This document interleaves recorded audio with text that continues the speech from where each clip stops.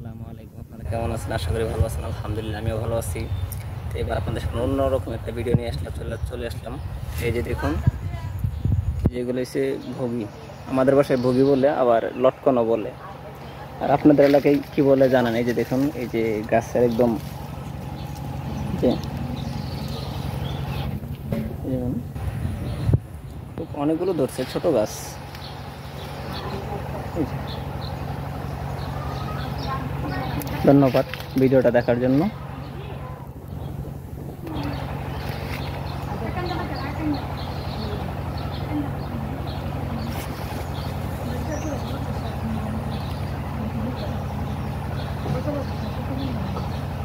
আপনাদের কাছে কেমন লাগলো কমেন্টে জানান।